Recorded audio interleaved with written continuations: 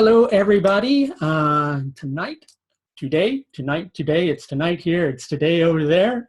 I've got Dennis Harness with me, and we're going to talk today about relationship potential within the birth chart. And in addition to that, some techniques in order to understand relationship compatibility between two people.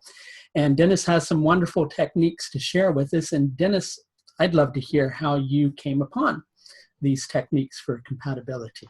Well, there's two stories. One is the one where I had gone through a divorce, and had learned Western astrology to a great extent using synastry techniques, midpoints, other things, composite charts, and they're all valuable tools.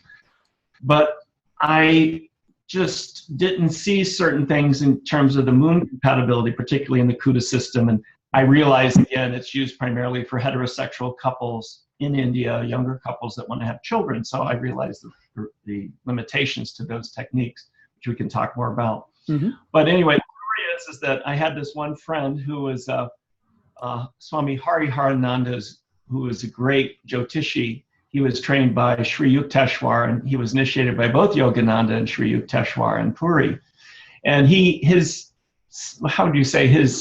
office person, personal assistant, would look up my moon compatibility with whoever I was dating. And I would ask her, how many points do we have? Because you can have it from a few points up to 35 points, basically, in that system, the basic system. So I would call her, and whoever I was dating that month, I'd call her, because I really didn't want to make the same mistake. And my first wife and I had about 18 points, which is considered kind of average. And again, the moon compatibility is only one factor to look at using this. But anyway, long story short, she finally just got tired of me calling her up every month, and she said, "Why don't you get the book and look it up yourself?" So the book is a little book called Muhurta, or Electional Astrology by B.V. Raman. And this is back in 1989. And so basically I was doing readings at East West Bookshop in Menlo Park, which is a real famous metaphysical bookstore in Menlo Park, California. Mm-hmm. And every Tuesday I would do the sessions, which is Mars Day, and I have Mars as my yoga karaka, so it kind of worked for me. Anyway, I ordered the book that day, and the people that run the store said, well, it's going to take you a while to get the book from India, because they ship it at that point sea freight. So it sometimes be 2 or 3 months later. Right. So I'm not a real patient guy, because I have Mars on my ascendant with Pluto, so patience is not one of my great virtues. So I said, well, okay, I ordered the book anyway. So that afternoon, I come, after doing some sessions, I come up to the front desk, and the person said, we just had a shipment arrive. Did you want this book? And I said, well, I just ordered this morning, but that's great, because they said whoever ordered it, we can't get a hold of them. And so I got the book. Oh, wow. Proverbial win the just right that day. Wow. Yeah. That's story number one. So that was pretty cool. And then the story number two is Hart Defoe, really. He had a huge influence on me in terms of his book, Light on Relationships. And mm-hmm. I had the good fortune to study with Hart early on. And then, of course, we've had Penny Farrow, and Hart came to some of our earlier conferences, and Penny Farrow and Stephen Heiberger and some other of his amazing students have came and taught at our conferences. So anyway, but he taught me a lot of techniques, which I'll share with you some of them today. Wonderful. Excellent. So you're sharing with us, just so I can be clear, more than just, nice music. More than just the Kuta techniques. In other words, you're going to share with us some things that are beyond that. Excellent. Yeah, the Kuta is really limited because it's primarily in India for young couples, as we said. Exactly.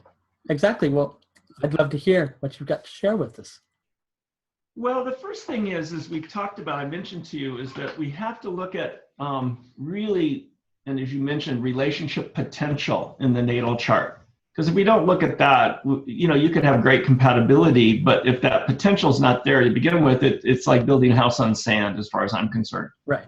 And it's not that there can't be some great experiences with that person, but we have to go back to the natal chart as kind of foundational.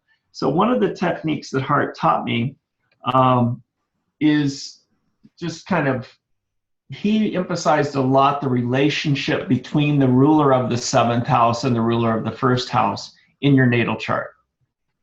So to see what that relationship is, if it's, for example, if it's 212, it may be difficult in terms of the connection for the person with other people. I'll give you an example. I just did a session for a person this morning who's a famous, let's just say, I call her an enchantress. She's a famous person in the music industry and the chanting world. And just, to say that the ruler of her 7th house was Mars. The ruler, she leads the rising ruler of her 1st house is Venus. And so she had Venus, Mars in her chart, 212 from each other. So what does that indicate? It's the Mars is in the 2nd house, and then the Venus is in the 12th. Venus ruling her, Mars being her partner. Right. So she has picked relationships where she's been abandoned. Right. Sure. Does that make sense? Because her Venus is 12th from the man, so she feels like she's. I've got you. Yeah. Abandoned. Yeah. So that pattern is there, and she's had several times. So it's kind of in how would you say, really entrenched in her, but she's in her 50s. So the idea is that she can choose to change that pattern. Because the goal of astrology as well as psychology and therapy is to make the unconscious conscious. And once you've done that, then you have an opportunity to change the patterns. Exactly. So does that make sense to look at the relationship? So for example, I have a 311 relationship between the ruler of my 7th and the ruler of my 10th, although it's Saturn and the Sun. So I tend to want harmony. I don't like conflict, and yet I have Mars in the 1st, so I tend to draw in. Right, exactly. It's kind of bittersweet qualities or whatever. I won't go into my dramas. But the idea is generally I want peace, balance, and harmony, Right. But in that process, the problem with peace, balance, and harmony is that you can abandon yourself in order to attain that. So it's a tricky little thing. Exactly. Again, if the rulers of the 7th and the 1st are square each other, the person may like conflict. Right. They may thrive on a little bit of that, and again, conflict can be creative conflict. So, but again, if they're 5'9", they want more harmony. I was going to ask, would it be helpful for you if I brought a chart up on the screen? Yeah, in order for us to look at, I can just pick a random chart for us. But if you want to talk a little bit more about the technique, I'll just look for a chart. Can you run the chart for the moment? Because that's kind of interesting. Why don't we do that? Okay. See if you have. I have Pisces rising here in Sedona. You could run it maybe for Sedona. Is that okay? Yeah.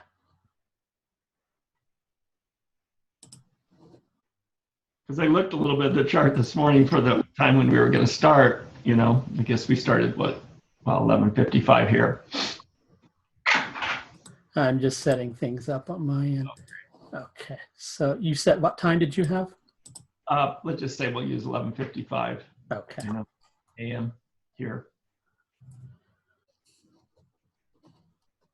And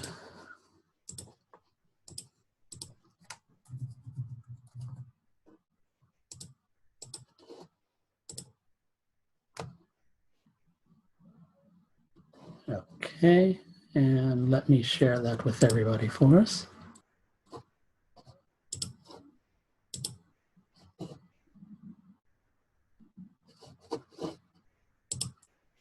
There we go. Is South Indian okay for you, or do you prefer North Indian? Yeah, I like to say I'm a Southern man. Like most of my teachers are from South India, except for Hart and his crew are North Indian. So but most of I feel more comfortable with South Indian. You know what I can do for our viewers, just so nobody feels left out? We can do this. There we go. Oh, okay, cool. And can you, because I'm Neo-Vedic, can you put in the outer planets, or is that too much? That's okay. No, let me just make sure this doesn't do anything weird with our communication. Yeah, if not, no worries. I don't emphasize it a lot. I just there you go. Gives a little more flavor to what's going on. So we're using the chart for this moment in time. So if we look at the chart, we see that getting back to this technique, the ruler of the 7th house is Mercury, Virgo, ruled by Mercury. And the ruler of the 1st house is Jupiter, connected with Pisces. So between these charts, Mercury and Jupiter are square each other. They're in a 4-10 relationship. So what does that mean? It could indicate people needing a little bit of creative conflict. You know, if this person came to me, you know, and I was just looking at this chart, they may need that, but it's Mercury and Jupiter.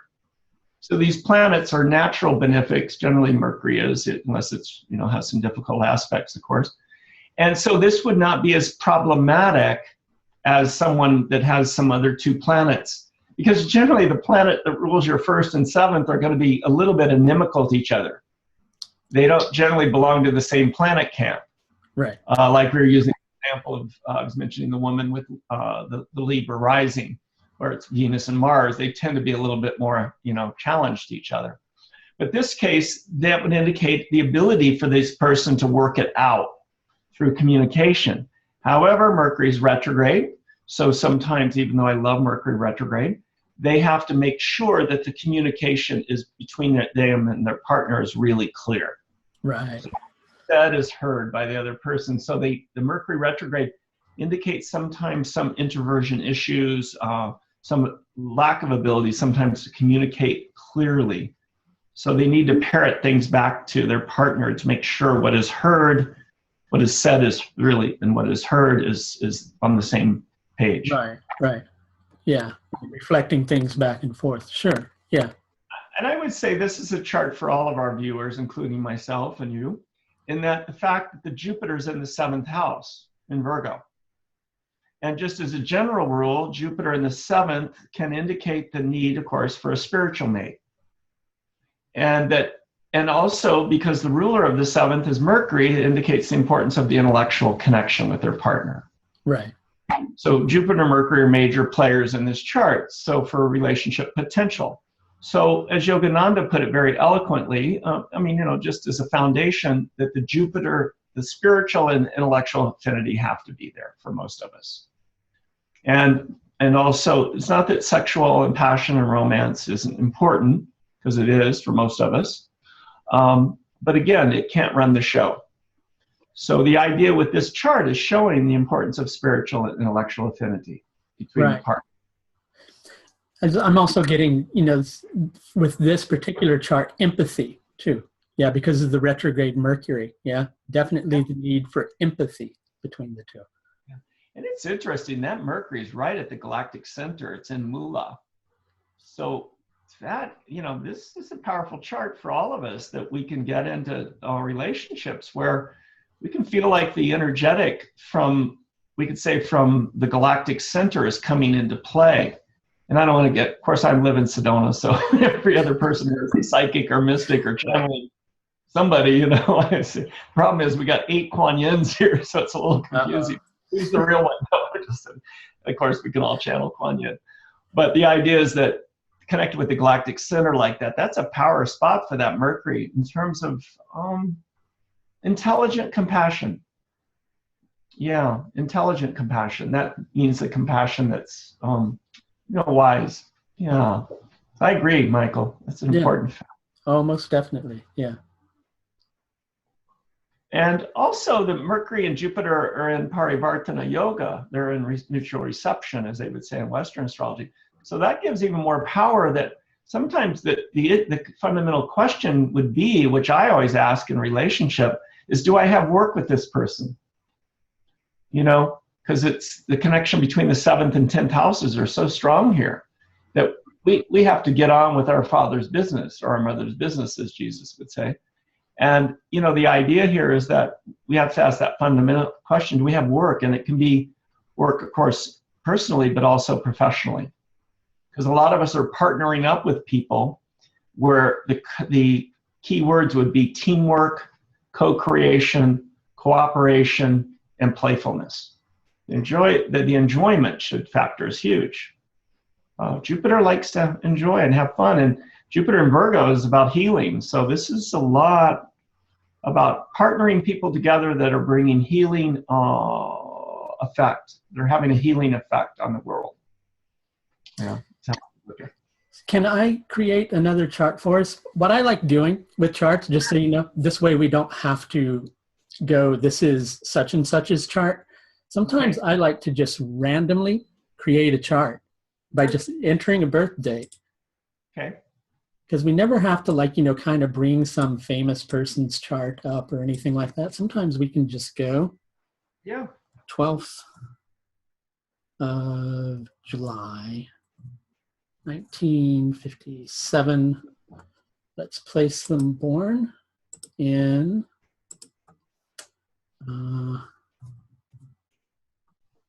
just make up a bad wound, South Dakota. There we go. Hey, can you do? Well, never mind. Go I was ahead. going to do my daughter's chart. Never mind. She's born right around that time. But she's born in 2015. Oh. I'm kind of getting attached to her. She's the love of my life, actually. It's okay. We'll go with this one. It's good. Here we go. What is the place of birth? Bad Wound, South Dakota. Okay. All right. Here we go. And I can take the house cusps out of here too. That might make it easier to do equal house. I tend to work a lot with house cusps. So let's it's fine. No worries. There we go. Might confuse a lot of watchers too. So there we go. Okay. So let's get just back to our little technique that we were using, the ruler of the 7th and the ruler of the 1st. Ruler of the 1st, Jupiter, represents the native or the person. The ruler of the 7th indicates the partner.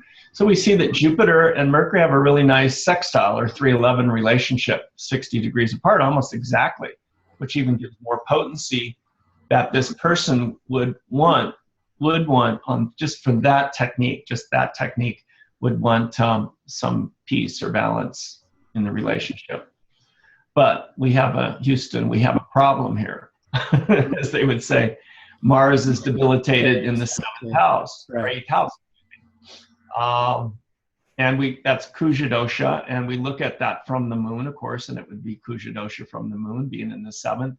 And we look at Kuja dosha or Mars challenge from the Venus as well, and it's in the 1st house. So it's triple Kuja dosha. So I call it the trifecta. Generally with that, the person's going to have an early marriage, will end in divorce 90% of the time, if not more. So for your viewers, again, most people know this, Kuja dosha is when Mars is challenged in the chart, plus it's debilitated. So, and it's with Venus, so we've got a lot of problems here. So this chart, I would recommend that the person actually not get married. I would say it's better for this person to have a spiritual marriage, to not get into legal binding contracts, because the 7th Lord, Mercury, is in the 8th house. So this is an interesting chart, because this would indicate the chart of most people that lives in the United States, because we have about a 60% divorce rate over here.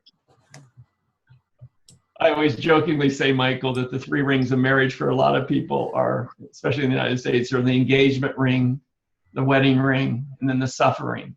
Oh, I thought you were right. Exactly. Humor is important, especially for this person. No, most definitely. I would say, again, the sun in the 7th, of course, burns the affairs of the 7th house. So usually it'll indicate delays or challenges with marriage. It's not that it can't work out, but generally it does better for later marriage. And even the Kuja dosha issue sometimes can start to wane a little bit more as the person gets into their 30s.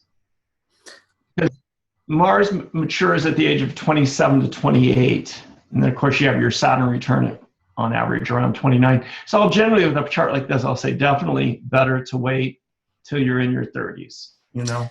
And, you know, I just wanted to share something, you know, while we're on this subject, which is something that I encounter over and over again, you know, through consultations with people. Because, I mean, let's face it, one of the questions that we get asked as astrologers most often is, when am I going to get married?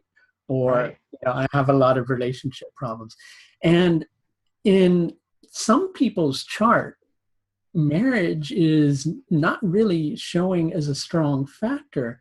And a lot of people tend to get really upset with that. And, you know, I have noticed that, and I understand there's a lot of cultural things in, you know, in the States around marriage. There's cultural things in India around marriage, cultural things in different cultures around marriage. But sometimes people have this mindset, I've noticed, that they are going to be unsuccessful if they're not married. Like, I'm not a successful human being unless I'm married. And definitely not the case. Some charts are here, some people are here not necessarily to get married, but they can have, their relationships are absolutely wonderful. Now, in some cultures, being in a relationship with somebody means being married. And so there's a different concept that's there. But I'm interested to hear what you share with people when you see difficulty surrounding marriage in the chart. How do you approach that? Yeah, one of the things my guru, Hari Harananda, told me, or he said this, is that actually came through Jackie, his assistant, Jacqueline. But he would say sometimes with a chart like this, again, better to have a spiritual marriage. So just don't do the legal binding contract thing, or don't try to do the white picket fence where you may have to create your own rules and norms about what is good. Like I was in the Bay Area for 15 years. And so a lot of my clients were gay or, bisexual or whatever, transgender, all kinds of things. And so, of course, now, gay people can get married in the United States in a number of states and things.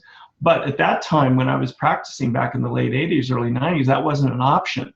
So I was looking at the 7th, but I was looking at other houses, the 11th house of friendship, 5th house, romance, or we could say love affairs. And when I mean love affairs, I don't mean illicit affairs. I mean just relationships that aren't marriage.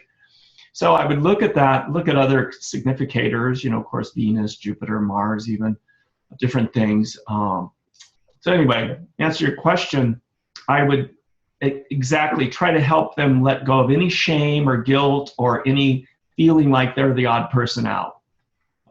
Whether they were gay or heterosexual, whether they were monogamous, polyamorous, whatever, celibate, I would try to really, and I do try to do this, to set a foundation that isn't shaming someone, that isn't making them adding to their guilt or adding to their feeling like, God, I didn't do it right. I have this a lot with women from India, for example, that are pushed into marriage. Right. And that feel really bad that they're in their 30s and they're not married. And that, of course, can be in any culture, but sometimes in the, the Eastern cultures, there's a lot of emphasis on that, and then also an emphasis on them to have male children, which is kind of sad. Yeah. So, anyway, I was just going to share with you. I've had that myself many times, even to the extent that the woman will consider marrying somebody, even if, when I'm looking at a potential for marriage for them, and it shows this would not be, and I'm not talking about compatibility, I'm talking about the person is asking, when will I get married? And you look at their chart and you see a slight possibility, but there's all this difficulty that's surrounding it. And you tell them, and they still want to, jump on it and go through it, even though it's something that is, fraught with difficulty. And granted, sometimes you can make that work, but if a person's karmic makeup shows that, in marriage, you're in a position where you're not going to be that happy, but having relationships, and even relationships that are long lasting, are going to work wonderfully for you. It's when you have that piece of paper in it that it begins to, Yeah, I mean, like, let me just see. Wow, this is still problematic in this chart in terms of friendship. Sometimes I'll see a really good 11th house, for example, and I'll just say, man, just, which I think is important for any of us, is to make sure the person is your very best friend. And that doesn't mean it can't be romantic and passionate, but just, I think for any of us, really, that's a key. But if I see the 11th house really strong, versus the 7th, I'll even emphasize that more, Michael. Yeah. Sorry, I may have gotten you to digress there. So, No, it's perfect. Yeah. That's perfect. And certain dashas are much more user friendly for marriage. I mean, on average, Venus, Jupiter, Moon, nice Mercury are a little more user friendly than Mars and Rahu for marriage. Doesn't rule out that it can't work during those cycles, but the Rahu and Mars should be dignified, in the chart. And Yeah, definitely. I was going to say I've actually seen a lot of marriages happen during Rahu, and children happen during Rahu as well.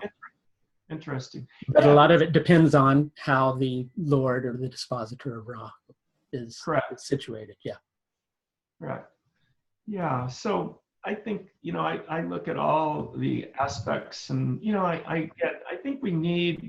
I think the problem with astrology is there's too much fear created and too much pessimism and doom, and people focusing on the problems. See, Shivananda in his teachings, and he wasn't using astrology, but he emphasized a lot, Swami Shivananda, the importance on just spiritual life to build on your strengths. And I think that's true for astrologers, is that we need to leave clients, which is what B.V. Raman taught very much to me in terms of ethics. We need to leave clients with a sense of faith and optimism and hope. Exactly. And at the same time, we don't want to cheerlead them off a cliff. So it's a balance. It is. It really is a balancing act. I mean, for instance, one can sometimes see a chart where marriage potential really isn't showing and not a lot of relationship potential, but the individual has like a lot of really deep spiritual significators in their chart. Mm-hmm. So you can really focus on that and say, look, these other things that are there, it's not that you shouldn't approach them, but your chart has a lot of spiritual potential, and you might want to consider, Yeah, I mean, it's a chart of a renunciate, really. I would say this person could do good, and because the Venus-Mars conjunction could indicate uniting their own feminine and masculine within themselves. And the 8th house is moksha house of seclusion. Saturn's in a moksha house. I'm looking at this chart, and sometimes, really trashed Venus, which is Venus is a little bit trashed with debilitated Mars in the 8th. And again, I shouldn't use the word trash. Okay, challenge, as they would say in our, how do we say in this California, everything's an opportunity for growth, right? You got it. It's in a great enemy sign too, in addition to that. So. It's just the beauty of that is that you'll see, Michael, in charts of saints, a generally sometimes a very difficultly placed Venus. Exactly. Yeah. The reason why is that they just can't find total satisfaction from the earth plane. Bingo. I was just going to say that. Yeah. So it forces them, like Shivananda had a debilitated Venus in his chart. Yogananda's Venus was in Scorpio, the ruler in the 8th house, Mars, with aspected by Saturn. So, it's like Yogananda was told he'd be married 3 times and twice a widower. And he took his chart and threw it into a fire, and he said, the seeds of my past karma cannot grow in the fires of divine wisdom. So he wanted to be married to Divine Mother, which actually his chart shows that it was a good option for him. But his family tried to get him married on 3 different occasions, and he had to refuse. So the karma came, but he was, as chapter 16, an autobiography of a yogi called Outwitting the Stars says, he was very fascinated with how we can work with the karma and the fate free will issue with relationship. And he ended up, being a monk his whole life and celibate and that whole path.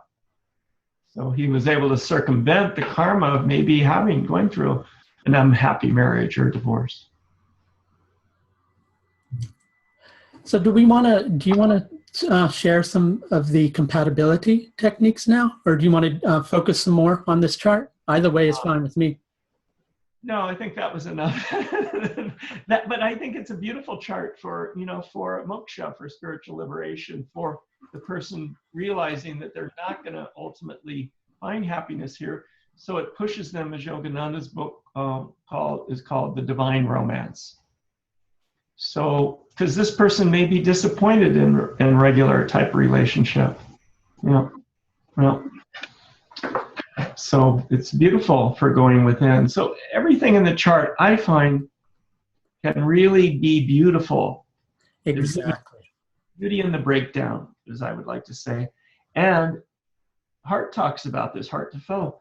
From what point of view do you want to look at the game from?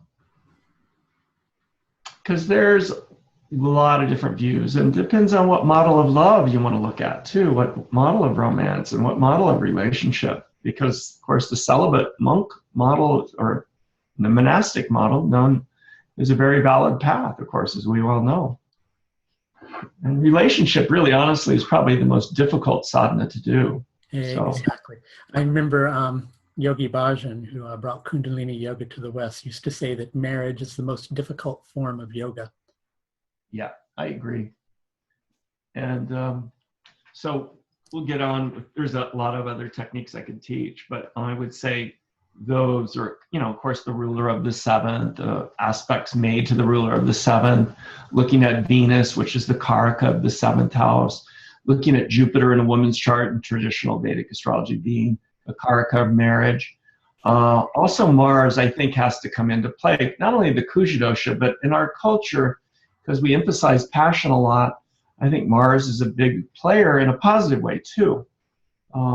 So those are some of the things that I would just, and of course aspects made to the seventh, all that kind of thing. And again, not to limit it to the seventh, because I look a lot at the 11th house of friendship.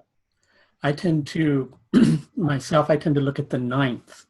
Oh, that's great. Yeah. Because the ninth is obviously, it's about law on one level, but it's about purpose, so do we find purpose? Yeah, that's a good point, because the ninth is connected with the Navamsha chart, of course, being the ninth harmonic. So, and that connected with marriage karma. Yeah. I'm going to there, but you could look at the Navamshas a lot in terms of what dasha they're running, see where that planet is, Navamsha, see the relationship again between the first and seventh lords there. A lot of things, a lot of these techniques that we could do. We can even look at transits through the Navamsha, because there may be, when Jupiter goes through the seventh house in the Navamsha, maybe a better chance for better opportunity. I'm going to switch us back to the main screen. Okay. Great. And, I was talking kind of fast. I had my cup of Starbucks this morning, still recovering from New Year's Eve last night. Right. I did a 5-hour meditation, which is probably one of the more intense New Year's Eve experiences I've had, so it was good. But I'm still in divine recovery. No, I'm just teasing.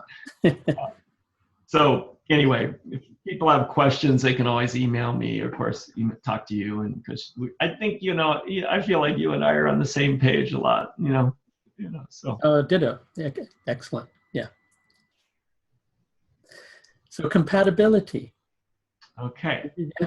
So one fact to look at is, I'm kind of old school, and I know it has its limits, like I was saying, but I'll look at the CUDA points just as a quick and easy thing. And, Hart Defoe's book, Light on Relationships, and Robert Svoboda's book, it's the best book written. And to be honest with you, I think Light on Life is the best book written. So I'm a big fan of Hart Defoe in terms of his work and his students and his school. He always jokingly used to say that ACFA, which he would encourage his students to take our training, our American College of Vedic Astrology training, but he would jokingly say to his students, which is true in a way, he said that ACFA is kind of like a junior college. And his school was like Hartford. And I agree with him. But he would encourage our students, because we had a level 1, level 2, and it was good solid training and things. And it was good foundational stuff. And, but, I love his work, so I'm a big fan of Hart's. And I was just up in Toronto teaching with our friend Andrea Oliveira. I was going to ask you how that went. Yeah, and check in. She was telling stories about Mantraji, who she's been with for 20-some years. He's in India now, which was Hart's guru and Robert Svoboda's Jyotish guru. She would tell me these stories about him. Oh my God, it's so amazing. And anyway, but that could be for another time. We'll talk. Maybe we get Andrea on, actually, was what we should do, because she's an amazing woman. Ayurvedic practitioner, amazing Renaissance woman. But anyway, getting back to the compatibility, Moon compatibility, like I said, would be, one thing to look at, and there's many factors to look at. They're broken down in the Kuta point system. For example, one of them, really simple, is the temperament, the Gana Kuta. And again, this is very simplistic, but we look at the moons and we see what temperament they're in. Are they in Deva, or Rakshasa, excuse me, or can be also the Vaishava, the human Manusha. Excuse me, I'll get it out. So generally, the idea there is it's better for them to be in the same Gana or temperament of the Nakshatras, of the moon Nakshatras we're talking about here. And if not, it's better for the woman to be more evolved than the man. I'll give you an example. My wife and I, my second wife and I, she's a Shwini moon, and I'm a Slasha. And I talk about this in my book on the Nakshatras. I have a section on relationship compatibility, really basic, simple techniques, which we've talked about so far today. But my wife's a Shwini, which is Deva. I'm a Slasha, which is probably one of the most difficult moon nakshatras to deal with. And so she's had to put up with me for 28 years. We're going for our Saturn return, so I won't talk about that. But let's just say a new chapter in our lives. It's good. It's all good. So anyway, the point is that her moon is the Deva, and so she's held it together. I mean, God, if I think if it was for me, we probably wouldn't have made it. But she's so great. She's such a great woman, and so very Shwini, very beautiful moon nakshatra that she's helped. And we have like 27 points of compatibility between our charts, which is great. That's to have that. Yeah. It's a nice cornerstone to have as the point. So anyway, the idea there is it's nice to have them the same or to have the woman more evolved. The reason for that being is that the woman is usually the container of the marriage. 90% of the time, she'll be the one that's really holding the family, holding the home better. Now that's changed a lot as some of us men have learned to be, domestic gods, as I like to say. We've learned how to hold the family together too. So I don't want to be too sexist here, but just to say as a general rule. Right. So the second thing is that we can look at is I like to look at the Yoni Kuta because I'm a very sensual man. I have a Mars-Venus conjunction of Leo, so I can't do celibacy this lifetime, I don't think. Maybe, who knows? As we get older, all these things are possible, right? But the idea there is that that Kuta, the Yoni Kuta, is connected with sexual compatibility. And you can get anywhere from 0 to 4 points. And sometimes what I found, Michael, especially if it's important, sexuality is important in the relationship, because sometimes for some people it's not. It's not a big deal. But if it is, it's generally nice to have the points 2 to 4 in that. And again, it's comparing the moon nakshatras and the animals associated with them. Right, right. Mine, for example, I'm a female cat, or a male cat, excuse me. I feel like a female sometimes. I have moon Jupiter in Cancer. And so my moon nakshatra, Slasha, is connected with a male cat, And so you look and see what animals associated with you. So, for example, and it's not a deal breaker, but for example, if someone's a cat and they're with a rat, the cat eats the rat. So, right. Exactly. So, it's kind of funny, these things, they're like animal totems, I find. And again, it's not that it's a deal breaker, but it's something that needs to be looked at. And Sutton even does it with the sun too, with the sun compatibility as well. Do you want to talk about in terms of the animal associations with the nakshatras, which ones are compatible with which and which ones are less compatible? Are you able to do that for us? Yeah. Well, up the top of my head, I'd have to pull out my book here because I don't have it memorized. But there's certain animals that are more connected. Well, I'll give you another example, just again using more of my personal life because just any examples are fine. Well, Yeah. An example would be that it's nice to have a female cat and a male cat together. Right. So the female cat is Punarvasu, and the male cat is a Slasha. And so again, it would be better if it's the man's a Slasha and the woman Punarvasu, because she'd be Deva and he would be more Shasa.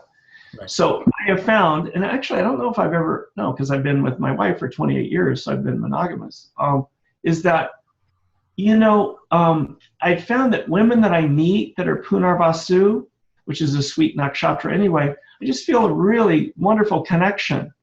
And there would be 4 out of 4 points sexual compatibility, but it doesn't have to be acted out necessarily. It's just there's a sweetness there. And, I'm trying to remember the animal. I'm trying to think. Anuradha also. For Aslesha, one of the things you look at is the counting from your moon nakshatra, what is the person's from there, called Tarabala.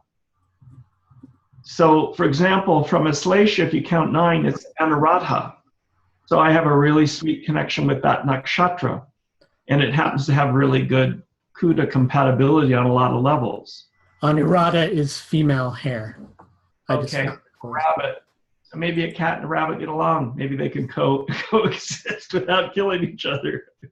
And even I have a nice connection with the horse energy. It's a male horse, my wife, and I'm a male cat. But the problem with that is that sometimes you get 2 males together, and it could be 2 kings in the same court. Right. And my wife's a very powerful person, so sometimes I can be overwhelmed by that because I feel like you can get into a power struggle if both are masculine. Right. Yeah. So that's something to look at too. And but again, it's good to kind of play with this a little bit, and I just find that it's 0 points compatibility between the two. I'm trying to think of an example, but that it can be a problem if sexuality is a big issue, or it may that they have to go to a different level with it, so that it's even more deeper tantra. I don't know.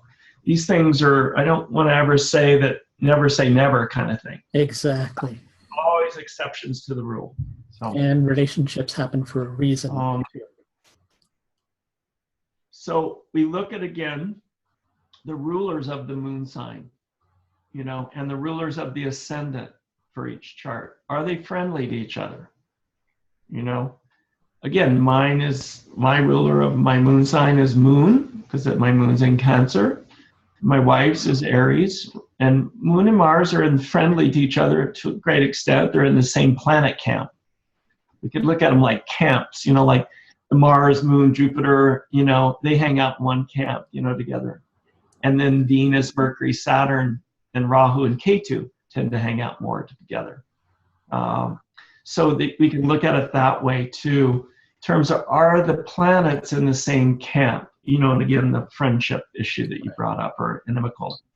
Right. So that's nice. And it's nice to have the ascendant lords friends, like my wife has Jupiter ruling Sag, and I've got Leo Sun. And so Sun and Jupiter are good friends. Right. So our friendship has helped us a lot, in India, the last line of the marriage ceremony is, above all, let us be best friends. That's a great foundation in any relationship. Friendship and respect. So anyway, the idea of getting back to the comparing the charts is you look at those factors. You look at what dasha the person's running. I mean, if they've got Rahu in the 12th, like Frida Kahlo, and their person's going into the Rahu dasha, they need to know that. And when she got together with Diego Rivera, the famous muralist from Mexico City, she was going into Rahu. She just had the accident, the Rahu in the 12th, but her ruler of her 12th is the moon, and moon is exalted in Taurus in the 10th. So what does all that mean? She had a great run, during the Rahu in terms of fame and success, but still there's that turbulence of Rahu in the 12th that they went through as a couple. So it doesn't rule it out, but it's just the idea is going in with your eyes wide open. And that gives you more compassion for your partner too, of course. So it's huge to look at compatibility, because you're going to take that on. It's going to be on a lot of levels. You're taking on the karma of your partner. Yeah. What other techniques do I work on a lot? The dashas, of course, the transits. We look and see what's going on transit-wise. I have found, Jupiter generally transiting through the 7th sometimes is great for marriage, or different factors. Even Saturn going through the 7th, if it's an older marriage or something like that. But generally, we want to wait until Saturn's been in the 7th for a while because it can test the best of relationships, Saturn transit in your 7th house. Mm-hmm. It can end in contracts that you have with a person, but it can also test it. And if it's strong, it'll hold together. So again, it depends on what point of view do you want to look at relationships from. What does the person want? Which is a fundamental question to ask the client. Exactly. Yes. Because that's so different for everybody. And you know, I think as astrologers, we could talk about this some other time, but the counseling techniques are really lacking. A lot of astrologers are absolutely brilliant, but I call it digital astrology. They can't counsel themselves out of a wet paper bag, you know.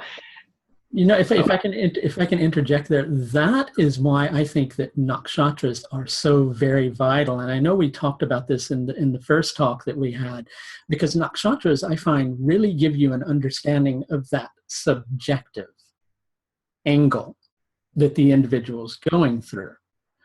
I agree. I mean, I was just going to say, I encounter and I'm not knocking, you know, using nakshatras to predict, but I find really the best use of nakshatras is understanding this individual, how their path is growing, what path is it growing along, what are their experiences, how are they going through it.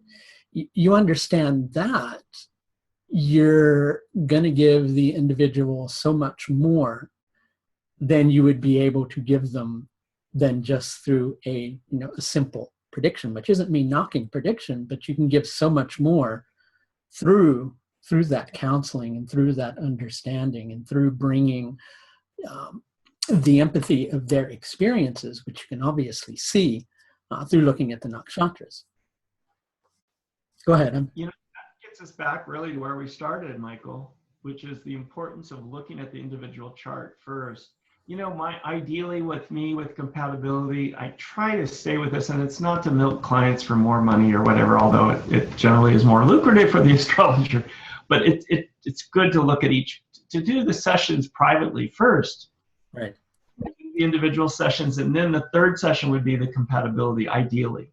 Right. And I realize people are on a budget, and I try to weave it into one session sometimes and all that, because I try to help people. I don't want to turn people away or make it too expensive for people if they're on a budget. But the idea, ideally, it would be great to do that and to focus on the person first, because what you're saying is absolutely correct. I mean, to me, the nakshatras are such a wealth of knowledge, and that's really what got me into astrology and nakshatras and more deeply was love.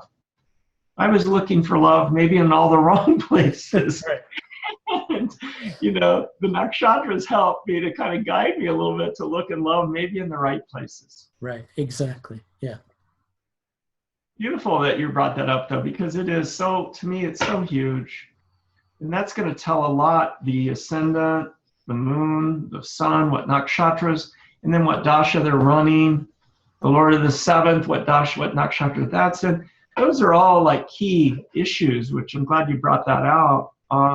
Which are looked at for, again, relationship potential is what also may be model of love that person is working with. But at the end of the day, I always tell people, astrologers, just ask the person, because sometimes we forget to ask, like, because common sense is allowed. Well, that was actually how I got my start in learning nakshatras. That's what taught me the most about nakshatras, is I would look at somebody's chart and I would see something in it. And I would just ask them, do you have this, that, or the other thing going on, right? And I would listen back to what they said. If it didn't fit with what I was picking up on, I would go, why? Why is this not fitting, right? And then it really taught me so much about nakshatras. And nakshatras are I find one of the hardest things to learn, because there's not a wealth of knowledge out there on how to use them. You know, it's funny, Hassan from Iran. Right. He and I are going to, we decided we're going to maybe do a certification on nakshatras, like a kind of a weekend thing. And he's so cool. I love him. So he and I are like soul brothers. So we're thinking about putting together a nakshatra, like a 3-day training immersion into it. And what we talked about, maybe we could have it sent out so people anywhere in the world could be taking the workshop, while we're teaching, because some people can't afford to fly wherever we would be teaching. So, but we thought of just like an immersion into it, and to make it playful, because, it's like you said, there should be some kind of a way, because, in India, some astrologers, Jyotishi teachers will not take you on until you can memorize the Nakshatras and recite them, in order. And that is a task. Serious. And yeah. So it's playful. And again, what got me into it was love. Like I said, I was wanting to learn because of the compatibility issue. And so to me, that's the beautiful thing about astrology. It's like a love affair. It's like a romance. And that will help in terms of maybe learning the Nakshatras, as you may want to find, again, love in all the right places. I don't know. Most definitely. And if you what factors, aside from compatibility, because I know we were talking about that, and we may have gotten a little bit off topic, but that doesn't matter to me, because, what's important is the moment and what comes up and sharing information. But in terms of looking at somebody's chart and bringing the nakshatras into it and understanding the type of spouse that they're looking for, or the type of love that they're looking for. Can you share with us some examples? Or yeah, I'll give you an example of a client I just saw, moon in Swati, the nakshatra Swati, which is ruled by Rahu. And so she's picked very tumultuous relationships, which have been very learning, very interesting. But that Swati is a very independent nakshatra, because it's a single blade of grass blowing in the wind. So I was sharing with her the importance of always keeping her independence, always keeping her autonomy, not giving away the farm, not losing herself in a relationship. I think that's important for all of us. So some of these things are general, but for her, because her Swati, which is Swati rising too, double Swati, keeping that sense of sword of discrimination, of discernment, because the sword is also a symbol for Swati, And I think it's a male buffalo. So the buffaloes are very, can be very independent and autonomous. But at the same time, Swati wants relationship, but it should be relationship where the person is the guardian of their seclusion, where the partner is the protector of their need for alone time, their need for independence. And furthermore, they should have their walking papers in the back pocket in terms of career or relationship. So the idea there is that they need to know that they can leave in order to stay. Right. They know it's a choice. Love is, as Scott Peck taught in The Road Less Traveled, love is not just a feeling, it's a decision. And they can make that decision day to day, whether they want to stay. And it's interesting, I find with the Rahu-ruled moons, like Ardra and Swati and our friend Shadabisha, those nakshatras, the person, if they're in a relationship, if you're in a relationship with someone that has their moon there, or even rising, the more space you can give them, the closer they'll get. So it's that kind of, that polarity there. Because they're like a little bit like a wild horse.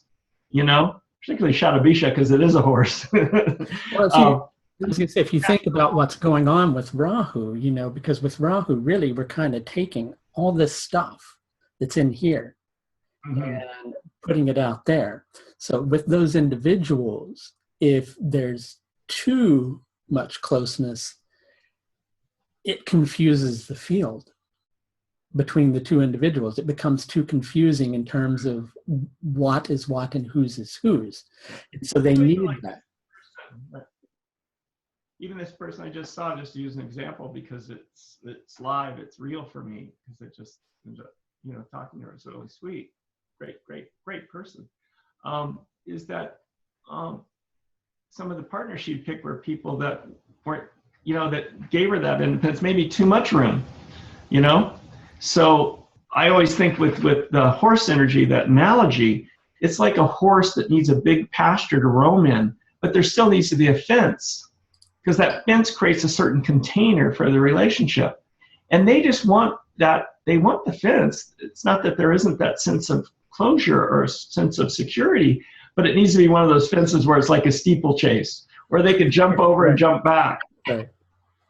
And again, things change over time. I mean, that may be more indicative with the person's running the Rahu Dasha, so I don't need to emphasize that too much, but I think you're right. I think that sense of, we talked about it, the client was that sense of engulfment.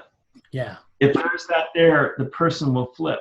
They'll want to jump over the fence. Exactly. But if there's that sense of interdependence versus dependence, which can be like fear of abandonment, or too much independence where the person's like not even in relationship, you might as well not even bother. Right. But that sense of interdependence is what I think most of us are really looking for in relationship, is that connection.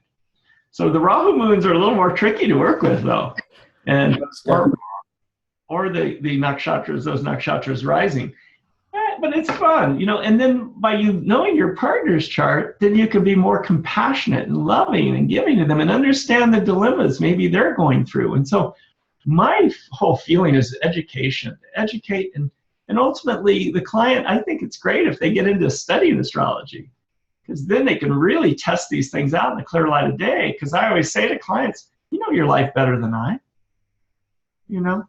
I'm just here as a guide on the side, try to help, just to make the unconscious conscious. And then from there, it's your choice what they want to do. I never predict divorce. I just don't go there. I don't like to do that. I don't like to play God. I try, I call them the 3 Ds: death, divorce, disease. Yeah, I'm the same way with. And be careful about that. I mean, I may say, of course, I don't want to sugarcoat things. I may say, this is a really intense time that you're going through. Really, this is, if I see the Kuda points are really low and there's other factors, I say, you're going to need some help here. This is not going to just get well just on your own. You're going to need some really good transpersonal type counseling, maybe, because most of the people that come to us are spiritually oriented, so they're wanting to go beyond. But kind of speaking on that subject, I mean, if you're seeing in terms of relationships, a lot of 12th house energy surfacing in the individual's chart in a bad way, or a lot of 8th house energy, or a lot of 6th house energy, but especially with the 12th house, to immediately jump in and say, the relationship is going to be over with, it's not really a good thing to do, first of all, because that relationship can still have a chance. And many times what it's needing when you see that is space. Because the 12th is going to give that. It's going to give that alone time, that seclusion. And many times that seclusion is what's needed to sort through the tumultuousness that's going on with the individual, right? So they can get clarity on it and what's actually happening. Because at the end of the day, the other that we're relating to, the other person, is really on many levels something that's being mirrored by something that's inside of ourselves. So that confusion, that, unease, that uncertainty that's there, many times we're just needing that space in order to sort through that uncertainty and have some clarity on it. Yeah, it's like a house of mirrors. You got it. Exactly. Well, I'll tell you about one client who I know very intimately. I won't go into the details, but he had 4 planets in the 12th house in Cancer. Saturn's transiting over all those planets a few years back. He had a breakdown, full breakdown, emotionally. And what he needed was to go to a shaman's hut for a while and just be taken care of and have that space. But he didn't have that opportunity. He did luckily live next to an ashram, so he'd go and hang out there and do the Vedanta Advaita classes and feel totally normal. Yeah. But then when he had to come home to children and running a large organization, it was tough because he needed really to go to the shaman's hut, like you're saying, the 12th house. And he needed alone time. And, it's tricky. But if the person that he was married to, let's just say, would have had more compassion around that, she may have been more sensitive to his need for that 12th house stuff. But, it's like life is unfolding and you got to, take care of kids and you got a lot going on. So it's tricky. Yeah, in those instances, you gotta create that container for yourself and figure out a way to take it with you wherever you go. And that's the hard bit. Yeah. So I've been telling a lot of clients, for example, that are Sag rising with that Saturn going through Scorpio the last couple of years, that again, I've been really emphasizing their need for alone time, and that, as Yogananda said, seclusion is the price of greatness. And when you can make lemonade out of the lemons, it's not that Saturn going through the 12th isn't rough from the moon or the ascendant for that matter. But if, again, the partner and that person create that sacred space, then they can sort things out, as you put it. Yeah. Yeah. Because that's what we need, you know. That's why relationships are really wonderful and simultaneously really difficult at the same time. I'll tell you this little story in summary, because I know we're winding down. There's this one teacher, and I heard this story. I can't remember. No, it wasn't through Ram Dass. He has a great lecture he gave on relationships in 1980, which is like brilliant. I've memorized the thing because it's so brilliant, just on a general level in terms of spiritualizing relationship. This one spiritual teacher, this couple came to him, and the guy was like a big high-profile guy within the spiritual community, and she was a little bit more not. And so he would be doing all these things, and she'd feel abandoned a lot of times when they'd go on these spiritual retreats with their guru. And so they were almost getting ready for a divorce after 15, 20 years of marriage. And they came to their guru, and the guy was real arrogant about it. No, yeah, because he was getting to do all the fun things, you know, and she was feeling beaten up by this. So the guru said, no. He said, you guys go and you spend the time in a room together. You know, you talk it out, you know, don't even be involved with the activities of the spiritual retreat. You guys go in your room and just work it out. They came back a day later, and he said, no, go back to the room. And this went on for 3 or 4 days, you know. He wouldn't let them participate. Just, they went into a room, tell the truth to each other. And after 4 days, they worked it through, and they were able to really come back together. And so sometimes it's just the need, not only for the individual's alone time, but particularly if there's children, there's all the family stuff, all the duties, the need for the couple to be with each other, and to, as Elizabeth Gilbert said in Eat, Pray, Love, tell the truth, tell the truth, tell the truth. And that will set you free. Yeah, as long as it's done compassionately and loving, that doesn't mean there can't be screaming involved, but it should be maybe primal screaming. But no, it should be, you know, again, realizing that we're bringing a lot of baggage in, not only in this lifetime, you know, but so many, maybe hundreds of past lives that we're dealing with, you know, this person, you know, or at least several significant ones that we don't even have access to, although I think the chart reflects a certain amount, of course, past life karma, or, you know, our sanchita karma, or accumulated karma from many lifetimes. I was going to find that I find from the experiences that I have that it is much more of that sanchita karma, the accumulated karma, and it's very difficult to discern, like, you know, this lifetime, that lifetime. It's just all, you know, together. Yeah, it's so true. It's so interesting and fun too. And, you know, I think, you know, too, it's just important to have a sense of humor about this drama. Oh my God. Exactly. Yep. I mean, Woody Allen is one of my main gurus, you know. You know, I mean, just to have a sense of humor about it too, you know, because it is a tragedy and it's a comedy and it's all everything, you know. And it's beautiful because I think astrology, again, you know, it's so fun to be able to play with it too, and to have, again, it can help us, again, like to have compassion for ourselves, really, which to me, compassion begins at home. Oh, most If definitely. you don't have compassion for yourself, you can't really have compassion for others. Or, you know, it's a beautiful thing, because it's like the Greeks said, know thyself. Most definitely. Most definitely. Well, thanks for coming on, Dennis, and sharing all these wonderful compatibility techniques. I think we should get together sometime and do this again and just not have a topic. Oh, yeah, just I like to do improv comedy. You know, I'm a frustrated I think it's best because things come up. Yeah, it's fun to just play whatever level. And yeah, I'm always Always up for it. So just let me know. Oh, most definitely. I mean, I recently did a talk with Ryan Korzak, and I was joking with the audience and saying that, us astrologers, we use these interviews so we can have an excuse to get together and I heard, talk. actually, I watched that. It's good. Right.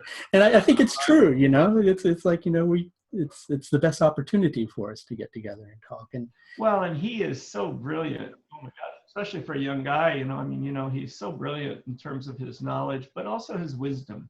And yes. that's the one that separates out good astrologers from great astrologers, is the wisdom factor and the intuition and the humility. To realize, again, that we can't play God or goddess in a person's life. You got to be careful to not get too arrogant and prideful. Exactly. Actually, one thing that I've written on my website, people can look at it, is an article called Vedic Astrology and Transpersonal Counseling. And there's a chapter in that article. I'm working on a trilogy now, but there's a whole section on that of the astrologer's shadow. The astrologer needs to look at what they project onto their clients, because if they have difficulty in relationships, they'll tend to focus that and project that sometimes onto their. So it's a tricky thing that we have to be careful. And one of the biggest parts of the astrologer's shadow is when they're doing great work. They can get arrogant and prideful and start playing God and goddess with people. And that's a slippery slope. Most definitely. That is a slippery slope. One of my friends wrote a book called The Astrology of Death. And he was asked, when are you going to die, in a television interview? And he said, 78. He died at the age of 55 of rectal cancer. So the reason I'm bringing this up, and he was brilliant, absolutely brilliant astrologer. The reason I'm bringing this up is that we have to be careful. When you start to go into that territory, you're playing with fire, and you can get burned. So again, with relationships, to be gentle with the people too that are coming to you, because people, I think they're fragile as glass. Most definitely, yes. Be gentle and honest and truthful as best we can, but be gentle with our knowledge and our learning. And I would say one of the biggest tricks in being an astrologer is you see the truth. How do you convey the truth? Because you have to convey the truth in a manner that your client will understand without altering the truth, but speaking their language. And that's a very difficult thing to do. Yeah, Hart used the word, which he used it more when looking at things in the chart. I love the word confluence, in that when you're talking to someone, it's so huge. I'm glad you brought that up, because I think we forget that. You have to meet the client where they're at. Yes. And if there isn't that confluence between you and the client, I find it really, really minimizes the help that we can give. So I totally agree. I think that's huge. Most definitely. Well, Dennis, it's been wonderful. I could go all night, but okay. Take care, Dennis. Talk to you soon. And Happy New Year to you too, and to everybody watching. Bye now. Good new chapter in all of our lives. Okay. Yes, most definitely. Take care. Okay, bye, Mike.